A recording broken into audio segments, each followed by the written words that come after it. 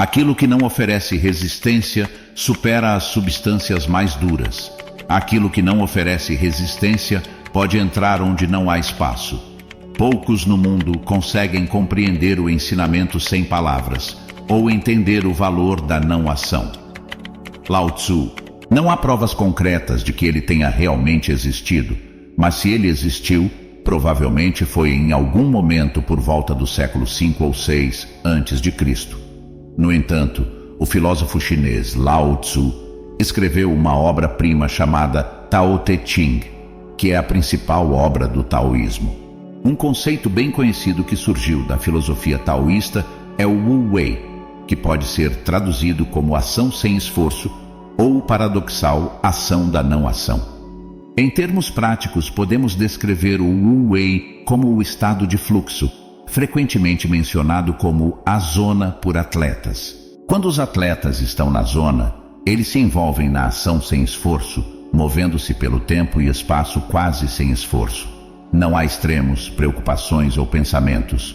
Tudo parece fluir naturalmente. O Tao Te Ching é uma misteriosa obra de arte. Não só não há consenso sobre quando exatamente foi escrito, mas a existência de seu autor é contestada. No entanto, uma coisa é certa: a profundidade desta obra deixou sua marca na humanidade até os dias de hoje. A essência da filosofia taoísta é viver em harmonia com o Tao, também chamado de caminho. Então, o que é o Tao? Essa é uma pergunta que realmente não podemos responder, e é fútil tentar. Nossa compreensão do Tao só vai até os limites de nossa percepção. O que o Tao realmente é, como parece, cheira ou soa, continua sendo um mistério.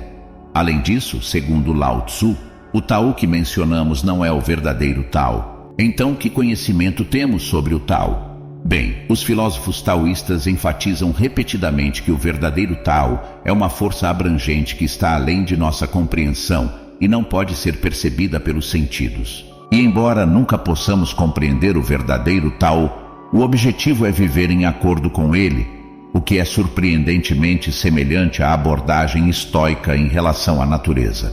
Então, como podemos viver em harmonia com o caminho? A literatura taoísta não oferece um método prático específico para alcançar isso.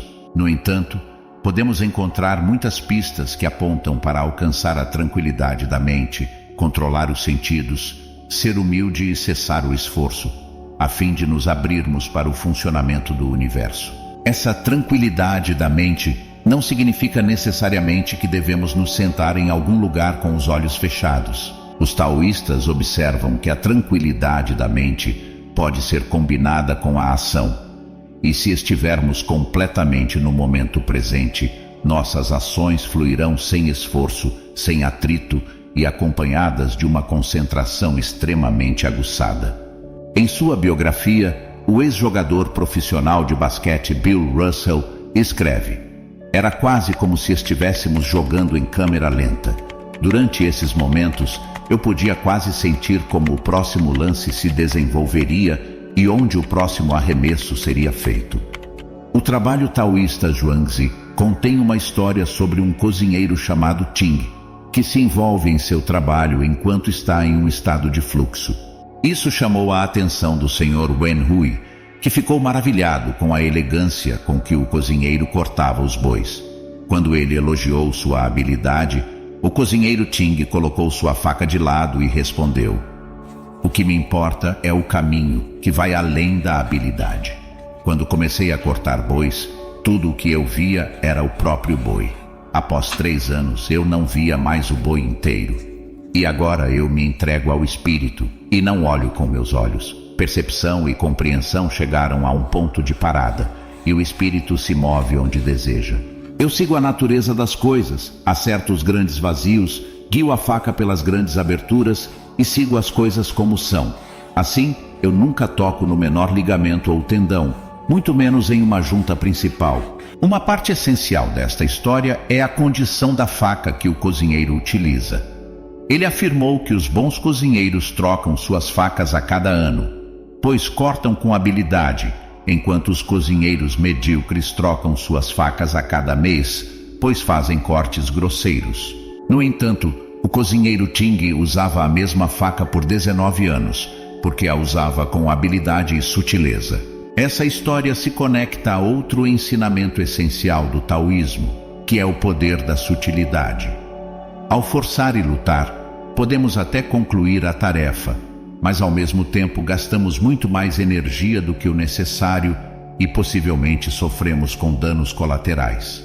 Por outro lado, alguém em um estado de fluxo aborda uma tarefa de forma inteligente, sabendo quando agir e quando não agir, encontrando um equilíbrio entre ação e não ação. É uma questão de não muito quente, não muito frio. É o caminho dourado entre a ansiedade e o tédio. A ideia por trás da não ação vai contra o ideal ocidental de forçar e trabalhar cada vez mais para obter resultados. Somos encorajados a ser ambiciosos, assumir o controle e lutar constantemente.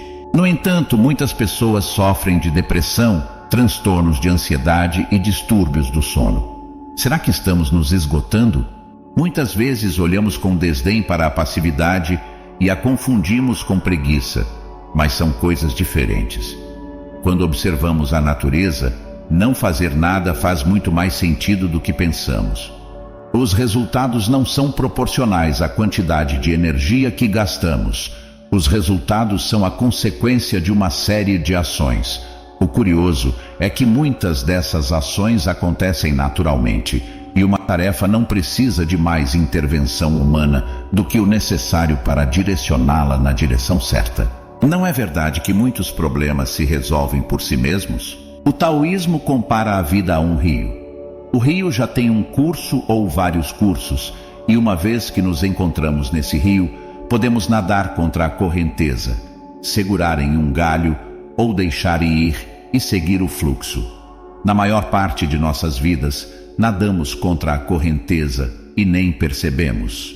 Nossa mente acredita que pode e deve controlar o ambiente para sobreviver, o que é um pouco egocêntrico, pois a grande maioria dos processos internos e externos a nós não estão sob nosso controle. Quer dizer, vamos encarar. Não controlamos nossos processos corporais como digestão, fluxo sanguíneo ou a cicatrização de feridas. Não controlamos outras pessoas, não controlamos o futuro. Nem mesmo controlamos por quem nos apaixonamos e quem achamos atraentes.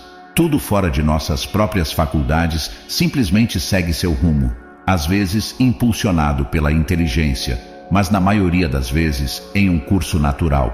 Quando fluímos junto com a correnteza, nos alinhamos com esse curso natural. Esse é o caminho de menor resistência. Dá à natureza a chance de se desdobrar sem que resistamos a ela. Portanto, o caminho taoísta é mais navegar pelo rio do que tentar controlá-lo. Algo que nunca funcionará. Outro aspecto do rio que caracteriza o taoísmo é a água em si. As características da água são a suavidade e a humildade, que basicamente simbolizam a virtude taoísta. Como diz o Tao Te Ching, o supremo bem é como a água que beneficia toda a criação sem tentar competir com ela. Ela se acumula em lugares impopulares. Assim é como o Tao. A água pode ser suave, mas supera a dureza, como podemos ver na erosão das rochas. E a água não só procura os lugares mais baixos, ela também não tem objetivo, meta ou desejo específico. No entanto, ela nutre tudo o que encontra. É uma incrível força vital que realiza a obra de Deus, mas sem qualquer ambição. Se você já experimentou um estado de fluxo, há uma coisa que desaparece e só volta quando a mente pensante retoma o controle. Isso é o foco nos resultados, em vez da tarefa em questão. Isso me lembra o conceito estoico de amor fati, que recomenda abraçar o resultado, seja ele qual for, e em vez de se preocupar com o futuro, focar no que está presente. Não importa se você está completamente imerso em esportes, escrita ou dançando.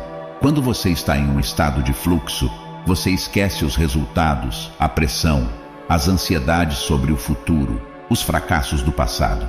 É apenas você e a tarefa em questão. Você está completamente no presente e a única maneira de fazer isso é abrir mão e deixar partir.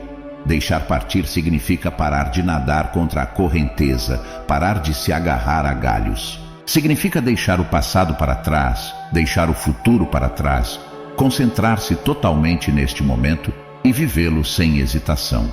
Assim como a água encontra seu caminho natural, aprendemos a nos adaptar e fluir harmoniosamente com os desafios da vida. Ao integrar os ensinamentos do taoísmo e a mentalidade do fluxo, estamos equipados para criar uma vida mais autêntica e gratificante. Se você gostou deste vídeo, por favor, deixe seu like, compartilhe com seus amigos e não se esqueça de se inscrever em nosso canal. Além disso, adoraríamos receber suas sugestões nos comentários para temas que você gostaria de ver em futuros vídeos. Obrigado por assistir.